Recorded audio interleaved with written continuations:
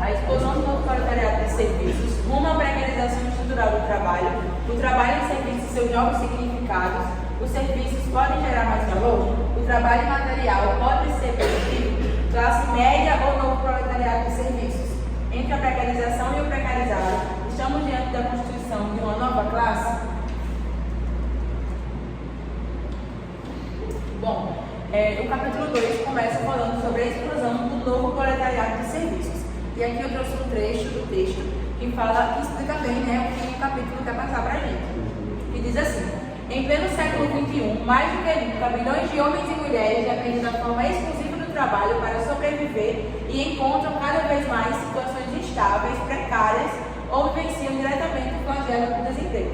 Isto é, ao mesmo tempo que se amplia o contingente de trabalhadores e trabalhadoras em escala global, há uma redução imensa dos empregos daqueles que se mantêm Aqueles que se mantêm empregados presenciam a corrosão dos seus direitos sociais e a erosão de suas conquistas históricas, consequência da lógica destrutiva do capital que, conforme expulsa centenas de milhões de homens e mulheres do mundo produtivo, em sentido amplo, recria nos mais distantes e longínquos espaços novas modalidades de trabalho informal, intermitente, precarizado, flexível, depauperando ainda mais os níveis de remuneração daqueles que se mantêm trabalhando.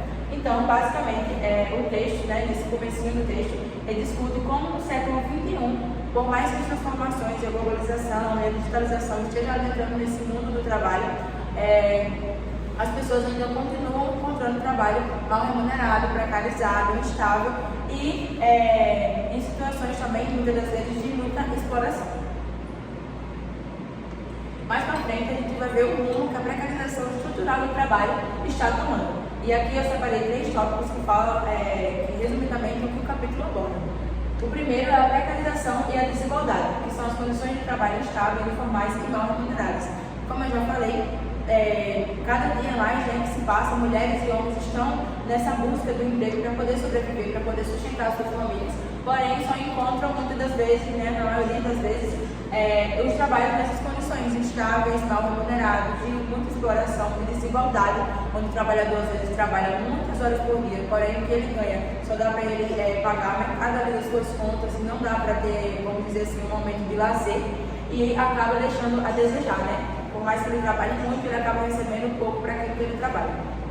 Também tem a globalização e o trabalho digital, que essa discussão é feita no texto de forma bem focada na expansão do proletariado digital e no impacto das tecnologias de informação e comunicação, que é quando a gente vê essa facilidade que a gente tem hoje em dia, né, de comprar uma coisa pela internet, da China, por exemplo, e vir entregar na porta da nossa casa, ou nessa globalização onde a fabricação, por exemplo, de sapato, o sapato é feito em vários países. Um faz solado, outro cola, outro pinta, e assim vai nessa relação entre vários países produzindo a mesma coisa.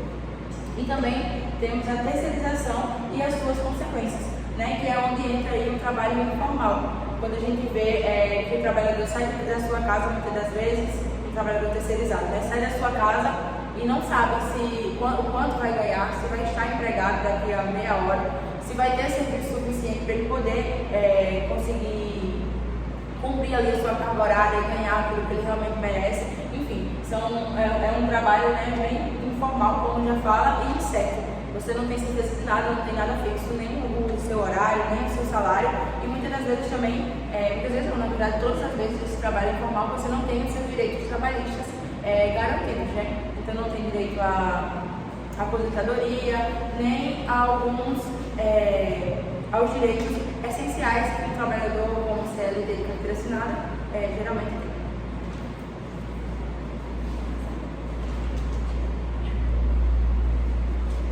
Bom, vou falar um pouco sobre esse tópico que é o trabalho em serviço e seus novos significados, e deixando bem claro que no texto ele aborda várias questões como a prática de freelancer, uma prática de trabalho também chamada zero hour, enfim, vários tipos de coisa.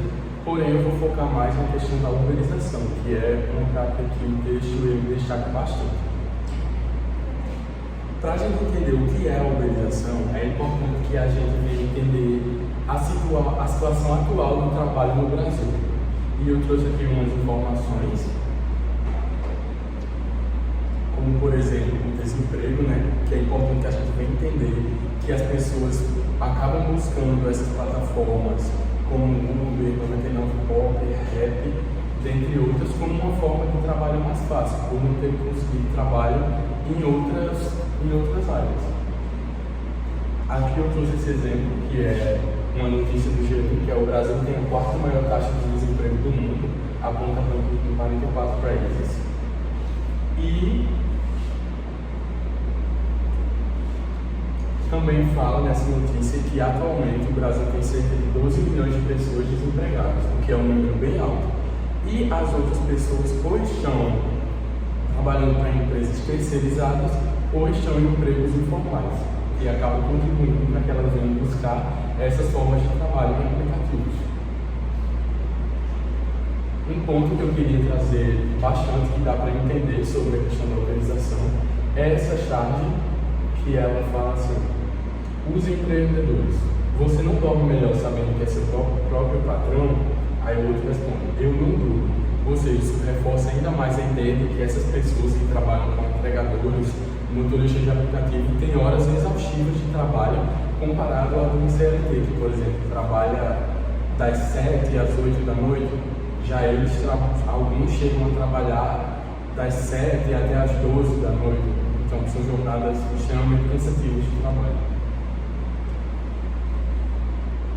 Outro ponto é a questão dos direitos trabalhistas, porque a maioria dessas plataformas não garante direitos como 13º, férias, um salário fixo, que a maioria deles sai para trabalhar e, se tiver corrida, no caso dos motoristas de aplicativo, eles ganham dinheiro. E se não tiver, eles voltam para casa, vão ter perdido tempo, vão ter perdido combustível, vão chegar em casa estressados. Enfim, é toda uma questão não só física como psicológica.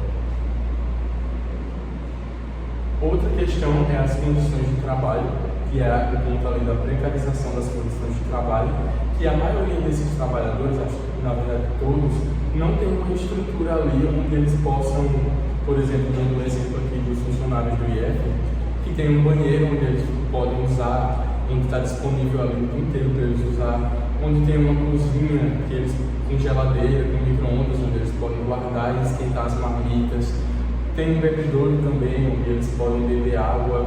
Enfim, a maioria desses trabalhadores não tem direito a condições simples de trabalho como essas.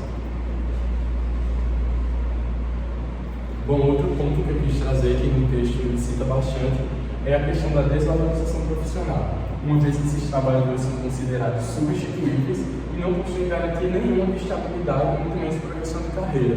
Como, por exemplo, o exemplo que eu queria dar aqui é a questão do nosso diretor acadêmico, CH, que era um simples professor e agora ele, digamos que há tantos anos que ele trabalha aqui, agora ele se candidatou para ser o diretor-geral do campus. E também em outras empresas, como uma pessoa sobe de nível, questão dos advogados que trabalham em escritórios. Hoje eles são apenas estagiários, mas amanhã eles podem ser, não sei, gerentes, enfim. É toda uma questão de que essas pessoas não têm uma visão do futuro e trabalham, hoje são motoristas e amanhã vão continuar sendo motoristas, porque não tem nenhuma progressão de carreira. Bom, o texto ele fala também sobre a questão do impacto da indústria 4.0, que é mais ou menos a forma em que, recentemente, as máquinas, os robôs, as inteligências artificiais estão tomando cada vez mais os lugares da mão de obra humana, como, por exemplo, trabalhadores em fábricas. Hoje em dia, essa questão do desemprego tem crescido bastante por conta desse impacto da indústria 4.0, que a mão de obra humana tem sido substituída pela mão de obra de robôs, máquinas e inteligências artificiais. Outro ponto que eu queria citar, voltando àquela parte do início, é a questão do trabalho sob demanda, né, que eu tinha falado, que essas pessoas saem, mas elas não têm a certeza de que vão ganhar naquele dia. Elas saem e, se aparecer corrida no aplicativo, se aparecer